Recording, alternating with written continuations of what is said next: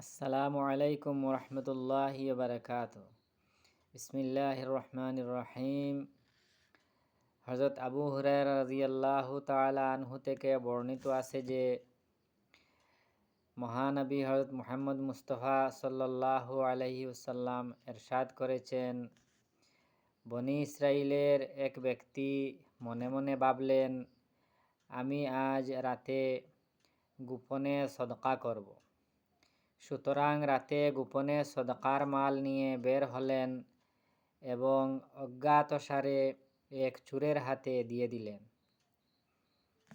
সকালে লোকজনের মধ্যে আলোচনা হতে লাগলো যে রাত্রে চোরকে সদকা দেওয়া হয়েছে। সদকা দানকারী বললেন, হে আল্লাহ, চোরকে সদকা দেওয়ার মধ্যেও আপনার জন্যই প্রশংসা, কেননা তার অপেক্ষা আরও বেশি খারাপ মানুষকে যদি দেওয়া হতো তবে আমি কি করতে পারতাম। অতঃপর তিনি দৃঢ় সংকল্প করলেন যে আজ রাত্রেও অবশ্য আমি সদকা করব, কেননা পূর্বের সদকা তো নষ্ট হয়ে গেছে। সুতরাং সদকার মাল নিয়ে বের হলেন এবং অজ্ঞাতসারে সদকা একজন বেবিচারিণী মেয়ে লোককে দিয়ে দিলেন। সকালে আলোচনা হতে লাগলো যে আজ রাত্রে বেবিচারিণীকে সদকা দেওয়া হয়েছে। তিনি বললেন, অর্থাৎ সদকাদাতা বললেন, হে আল্লাহ, বেবিচারিণীকে সদকা দেওয়ার মধ্যেও আপনার জন্য প্রশংসা, কেননা আমার মাল তো এর উপযুক্ত ছিল না। অতঃপর তৃতীয়বার ইচ্ছা করলেন যে আজ রাত্রে অবশ্যই সদকা করব।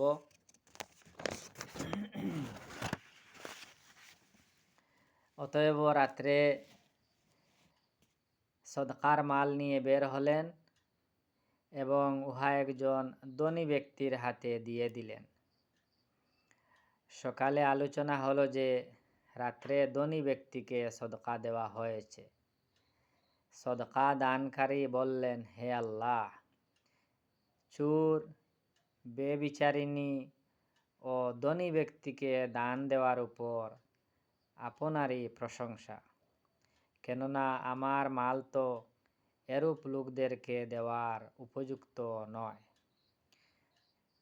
স্বপ্নে বলে দেওয়া হলো যে তোমার দেওয়া সদকা কবুল হয়ে গেছে। তোমার সদকা চোরের উপর এজন্য করা হয়েছে, চোরের উপর এজন্য করানো হয়েছে যে হতে পারে সে চুরির অভ্যাস হতে তওবা করে নেবে। বেবিচারিণীর উপর এজন্য সদকা করানো হয়েছে যে হতে পারে সে বেবিচার হতে তওবা করে নিবে যখন সে দেখবে বেবিচার ছাড়াও আল্লাহ তাআলা দান করেন। আর ধনীর উপর এজন্য সদকা করানো হয়েছে যাতে সে শিক্ষা নেয় যে আল্লাহ তাআলার বান্দারা কিরূপে গোপনে দান সদকা করে থাকেন। এজন্য হতে পারে সেও ওই সমস্ত মাল হতে যা আল্লাহ তাআলা তাকে দান করেছেন আল্লাহ তাআলার পথে খরচ করতে আরম্ভ করবে। এই ব্যক্তির ইখলাসের কারণে 3টি সদকাই আল্লাহ তাআলা কবুল করে নিয়েছেন। ওয়া আখিরু দাওয়ানা আনিল হামদুলিল্লাহি রাব্বিল আলামিন। আসসালামু আলাইকুম ওয়া রাহমাতুল্লাহি ওয়া বারাকাতুহু।